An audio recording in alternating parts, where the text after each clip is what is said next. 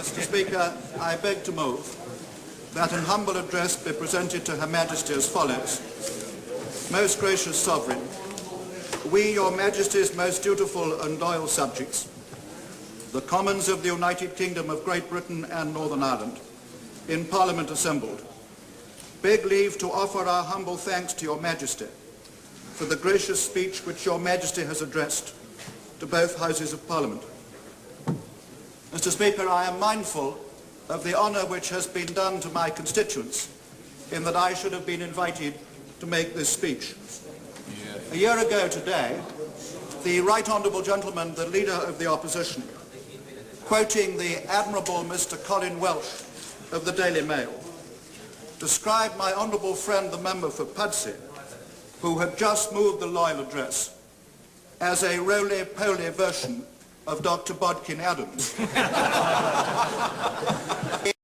The House, and certainly my honourable friend, the member for Aldershot, may think that that description applies rather better to me. I am sad to have to confirm that the goodly doctor is no longer with us.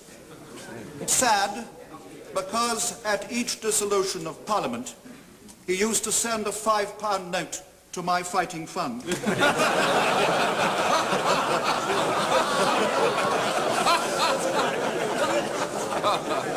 I have always voted against the televising of the proceedings of this House. And I expect that I always will.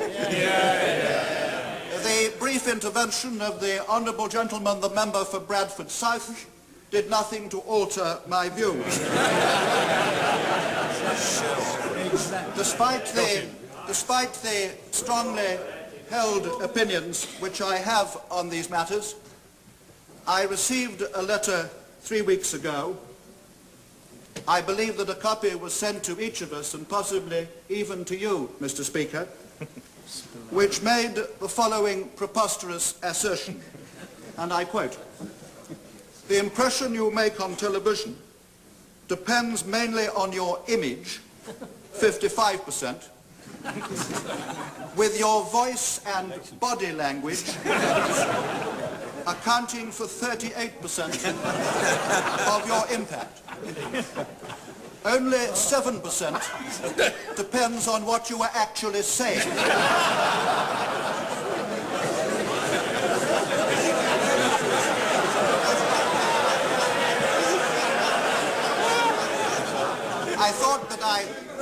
I thought that I should enlist the sympathy of the opposition with that last proposition. The letter went on, and you may think that this was an extravagant claim so far as myself is concerned, but the letter went on, "We can guarantee to improve your appearance." Through a personal and confidential image consultation, you will learn if you need a new hairstyle,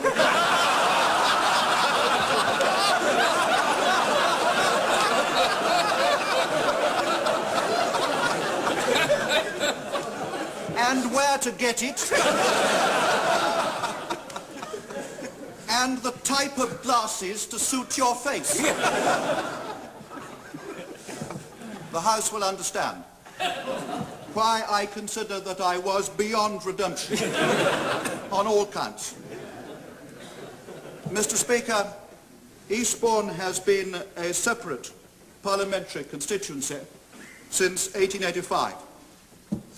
Then the electorate was 8,000. Today it is 80,000. I am glad to be able to report that for 100 out of those 104 years, Eastbourne has been represented in the Conservative interest.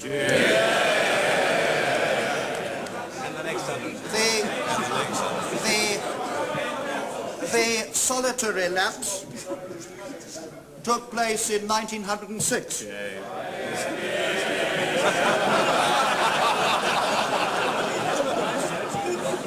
But 4 years of Liberal representation were more than enough. and provoked the highest turnout ever recorded, 90.3% of the following general election. From then on, Eastbourne has been true blue, and since 1974, dry as well.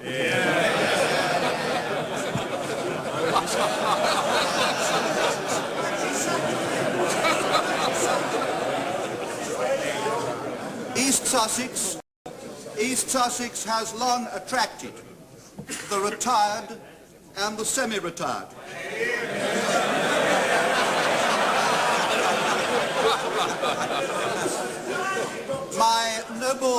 My noble friend Lord Shawcross lives at Friston.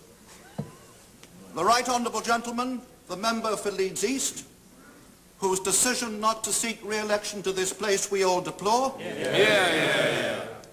That right honourable gentleman is the Squire of Friston.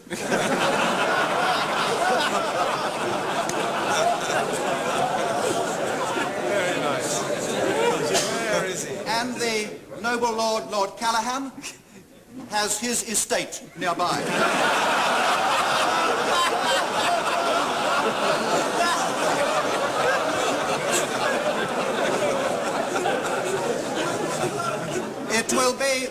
It will be a source of satisfaction to the party opposite, particularly to those who sit below the gangway, as it is to me, to learn that these three comrades have been able to share in the growing prosperity of the nation,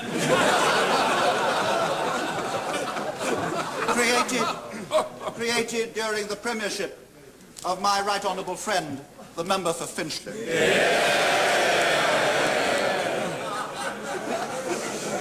But others have shared in that prosperity too. In these past years, 1,657 former tenants of our borough council have bought their houses or flats. They remember, Mr. Speaker, that the right to buy legislation was proposed by the party opposite. I was proud to have had a hand in extending the opportunities for home ownership in the Housing Act of 1984. Last month, phase 2 of our District General Hospital was opened.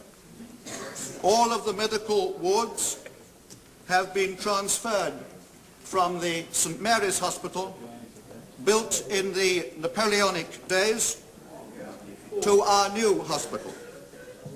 I am pleased to be able to tell the House that our hospital has informed my right honourable and learned friend, the Secretary of State for Health, of its intention to seek approval to become a self-governing hospital trust within the National Health Service. In August 1980, the House gave a third reading to the Eastbourne Harbour Bill. Indeed, 180 of my honourable and right honourable friends stayed up until 6:10 in the morning in order to vote for it. The House will want to know that construction work on the harbour project is well underway. Jobs are being created in the short and in the long term.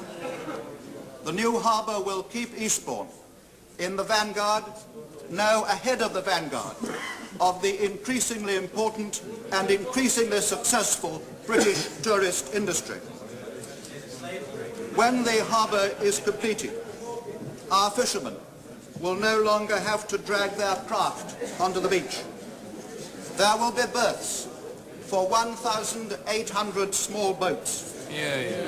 Miners from Bolsover, entrepreneurs from Newham Northwest, refugees from Brent East, grocers from Old Bexley, intellectuals, real or imagined, from Chesham and Amersham. The honourable gentleman The Honourable Baronet, the member for Clwyd North West, whose reported aspirations to become the Queen's First Minister I am unable to endorse. All these and many more beside will be able to moor their boat or seek refuge from the storm in the new Eastbourne harbour. Now I must leave.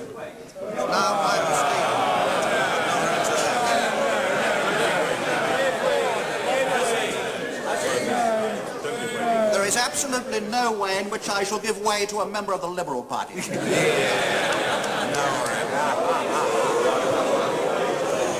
Order! Now I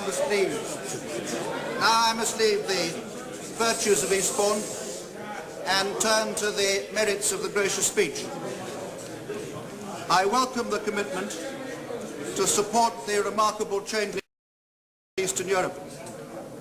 Speaking in Poland last month, the German Chancellor said that Moscow, Warsaw, Prague, Budapest and Vienna, he made no mention of Leipzig, were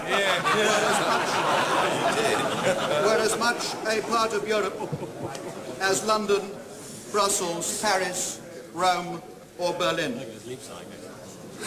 Dr. Kohl was echoing General de Gaulle's famous concept of a Europe des patries, stretching from the Atlantic to the Urals.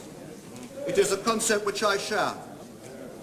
I am strongly in favour of the free movement of people, goods and capital within the 12 countries which make up the community. But I have no confidence in the presumed superior wisdom of the Commission in Brussels as compared with the judgment, fallible though it is, of this elected House of Commons. Recent events in Eastern Europe have reinforced that view. If we look forward to the day, as I do, when the whole of the European family can share in that freedom and democracy which we enjoy, then the long-term enlargement of the community is more likely to come about if the nation-states of the 12 do not succumb to the vaulting ambitions of the supranationalists. Mr. Speaker, I also welcome the commitment in the gracious speech to defeat terrorism in Northern Ireland, in Great Britain and in Europe. We ought to send a message from this place to friend and foe alike that our resolve will never weaken, that those who choose the bullet and the bomb will gain no concessions from Her Majesty's government, and that their campaign of terror is as odious as it is futile. Terrorism flourishes where those who perpetrate it believe that one day terror will triumph. That is why we need all of us to give no hint that it ever will. Mr. Speaker, the gracious speech reaffirms the government's commitment to pursue firm financial policies designed to reduce inflation. It is a matter of deep regret to me that inflation is now more than 7%. High interest rates are not the only weapon to defeat inflation, but they are an essential weapon. Order! I hope that the abatement of inflation, until we secure our declared aim of stable prices, will characterise the stewardship of my right honourable friend.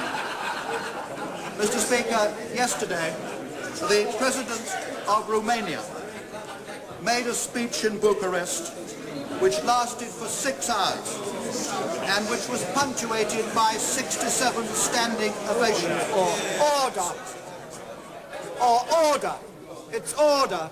It's customary to give a fair hearing to the member who is loyal of yours. Mr. Cowell! Yesterday, the President of Romania made a speech in Bucharest which lasted for 6 hours and which was punctuated by 67 standing ovations. I am thankful that I was not asked to move a vote of thanks to him, but it has been an honour to have been asked to make this speech. It will be a matter of relief to the House to know that there is no precedent for the person who has moved the address being asked to do so on a subsequent occasion.